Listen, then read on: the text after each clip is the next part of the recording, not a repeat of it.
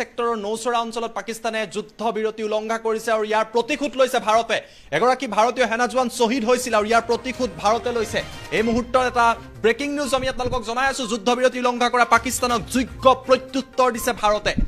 এলওচিত ভাৰতীয় সেনাই উৰুৱাই দিছে পাকিস্তানী পোষ্ট মাত্ৰ কেইটামান মুহূৰ্তৰ আগতে ভাৰতৰ তৰফৰ পৰা এই ঘটনা সংঘটিত কৰা হৈছে এজন ভাৰতীয় সেনা জোৱান আজি ৰাজৌৰীৰ নৌচৰা সেক্টৰত শ্বহীদ হৈছিল আৰু ইয়াৰ পাছতে পাকিস্তানী পোষ্ট ধ্বংস কৰি ভাৰতে নিজৰ প্ৰতিশোধ লৈছে ৰাজৌৰী জিলাত পুৱাৰ পৰা 144 ধাৰা জাৰি কৰি দিয়া হৈছে কিয়নো পুৱা 6:30 পাকিস্তানে যুদ্ধ বিৰতি উলংঘা কৰিছিলে ধাৰাবাহিকভাৱে পাকিস্তানে আক্ৰমণ অব্যাহত ৰাখিছে ইয়াৰ প্ৰত্যুত্তৰ দিছে ভাৰতে টাইমেটৰ হাতত হে বিশেষ এক্সক্লুসিভ দৃশ্য আহি পৰিছে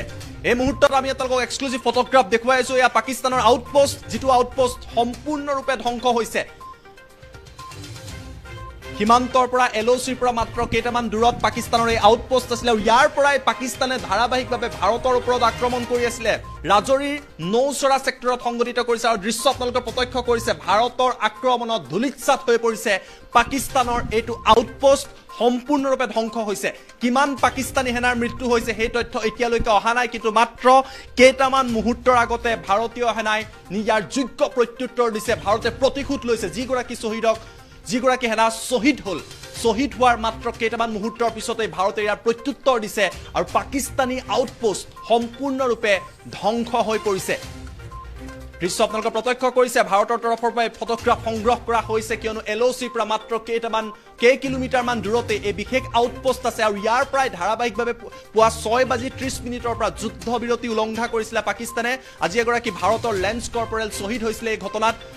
আৰু তাৰ পিছত ভাৰতে নিজৰ প্ৰতিশোধ লৈছে আৰু পাকিস্তানী পোষ্ট সম্পূৰ্ণৰূপে ধ্বংস হৈছে বৰ্তমান সময়ত সমগ্ৰ জিলাখনত জৰুৰী অৱস্থায় বিৰাজ কৰিছে 144 ধাৰা অব্যাহত আছে আৰু দুয়োখন দেশৰ মাজত এতিয়াও উত্তেজনা অব্যাহত আছে ভাৰত পাকিস্তানৰ মাজত ধাৰাবাহিকভাৱে বৰ্তমান সময়ত উত্তেজনা অব্যাহত আছে গোলাবৰ্ষণ অব্যাহত আছে আৰু ইয়াৰ মাজতে নৌচৰা সেক্টৰত এই ভাৰতীয় সেনাই প্ৰত্যুত্তৰ দিছে আৰু পাকিস্তানী পোষ্ট সম্পূৰ্ণৰূপে ধ্বংস হৈ পৰিছে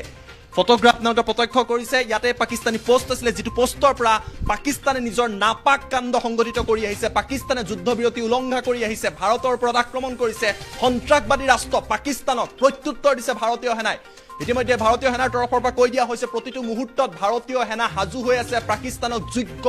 প্ৰত্যুত্তৰ দিয়াৰ বাবে আৰু ৰাজৌৰী সেক্টৰত থকা নৌচৰা অঞ্চলত এই যেটো আউটপোষ্ট আছিল সেই আউটপোষ্টটো মাত্ৰ কেইটামান মুহূৰ্তৰ ভিতৰতে ধ্বংস হৈ পৰিছে আৰু চকুৰ পলকতে ভাৰতীয় সেনাই ধ্বংস কৰিছে এইটো আউটপোষ্ট যিগৰাকী সেনা জোৱান শ্বহীদ হৈছিল সেই শ্বহীদৰ প্ৰতিশোধ লৈছে ভাৰতে আৰু পাকিস্তানৰ পোষ্ট সম্পূৰ্ণৰূপে ধ্বংস কৰি দিছে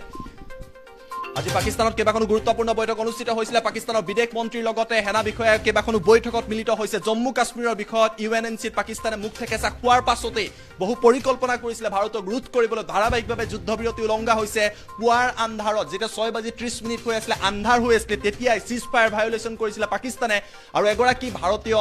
সেনা জোৱান শ্বহীদ হৈছিল আৰু ইয়াৰ প্ৰতিশোধ ভাৰতে মাত্ৰ কেইটামান মুহূৰ্তৰ আগতে লৈছে এই পাকিস্তানী আউটপোষ্ট ভাৰতে ধ্বংস কৰি দিছে কিমান পাকিস্তানী সৈন্যৰ মৃত্যু হৈছে হে এতিয়ালৈকে জানিব পৰা হোৱা নাই হয়তো কিছু সময়ৰ পিছতে তথ্য আহিব কিন্তু ভাৰতক কৰা আক্ৰমণৰ প্ৰতিটো উত্তৰ পাকিস্তানে পাইছে আৰু দেউলিয়া পাকিস্তান সন্ত্ৰাসবাদৰ ৰাষ্ট্ৰ পাকিস্তান এতিয়া এক প্ৰকাৰৰ অকলশৰীয়া হৈ পৰিছে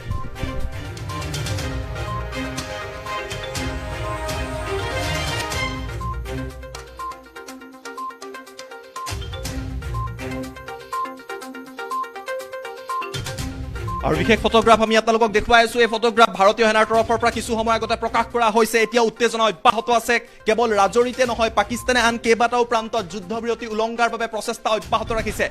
এই ঘটনা সংঘটিত হোৱাৰ মাত্ৰ আধা ঘণ্টা পূৰ্বে আব্দুল গফৰ যিগৰাকী পাকিস্তানৰ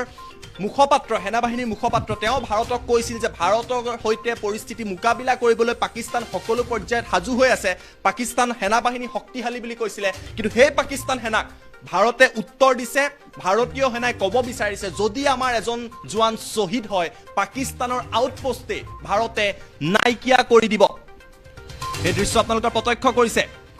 জম্মু কাশ্মীৰত উত্তেজনা অব্যাহত ৰাখিছে সেনাবাহিনীয়ে বৰ্তমান সময়তো নিজৰ যি পৰিস্থিতি যি কাৰ্যপন্থা সেয়া অব্যাহত ৰাখিছে ৰাজৌৰী ছেক্টৰতে এই ঘটনা সংঘটিত কৰিছে আৰু পাকিস্তানক প্ৰতিটো ক্ষেত্ৰতে পাকিস্তানে এতিয়া মুখ থেকেচা খাবলগীয়া হৈছে আন্তঃৰাষ্ট্ৰীয় পৰ্যায়ত পাকিস্তানে মুখ থেকেচা খালে পাকিস্তানৰ 5জনকৈ সেনাবাহিনীৰ জোৱানৰ ইতিমধ্যে মৃত্যু হৈছে আৰু এইবাৰ পাকিস্তানে যি সিজফায়াৰ ভায়োলেশ্যন কৰিছিলে যুদ্ধবিৰতি উলংঘা কৰিছে তাৰ প্ৰতিশোধ ভাৰতে ললে সম্পূৰ্ণৰূপে পাকিস্তানৰ আউটপোষ্ট ৰাজৌৰী ছেক্টৰত ধ্বংস হৈ পৰিছে বৰ্তমান সময়তো উত্তেজনা চলি আছে পৰিস্থিতি নিয়ন্ত্ৰণৰ বাবে প্ৰচেষ্টা অব্যাহত ৰাখিছে কিন্তু ভাৰতৰ তৰফৰ পৰা কোৱা হৈছে যদিহে পাকিস্তানে ভাৰতক পুনৰ লক্ষ্য কৰি লয় পাকিস্তানকে সম্পূৰ্ণৰূপে বিশ্বৰ মানচিত্ৰৰ পৰা নাইকিয়া হৈ যাব কিয়নো পাকিস্তানৰ হাতত অৰ্থনৈতিক অৱস্থা অতিকৈ শোচনীয় যদি পাকিস্তানে ভাৰতক আক্ৰমণ কৰে ইয়াৰ প্ৰত্যুত্তৰ যদি ভাৰতে দিবলগীয়া হয় দুটা দিনো পাকিস্তানে ভালদৰে যুদ্ধ কৰিব নোৱাৰিব আমেৰিকাই পাকিস্তানলৈ যি সহায় আগবঢ়াইছিলে সেই সহায় ইতিমধ্যে বন্ধ কৰি দিছে $440 বিলিয়ন পাকিস্তানলৈ দিয়াৰ কথা আছিলে আমেৰিকাই কিন্তু সেয়া এই মুহূৰ্তত বন্ধ হৈ পৰিছে আৰু সন্ত্ৰাসবাদী ৰাষ্ট্ৰ পাকিস্তানক ভাৰতে এতিয়া দিছে যোগ্য প্ৰত্যুত্তৰ যিগৰাকী সেনা জোৱানে নিজৰ বলিদান দিলে আত্মবলিদান দিলে শ্বহীদ হ'ল সেইগৰাকী সেনা জোৱানৰ হৈ ভাৰতীয় সেনাই পাকিস্তানী আউটপোষ্ট সম্পূৰ্ণৰূপে ধ্বংস কৰি দিছে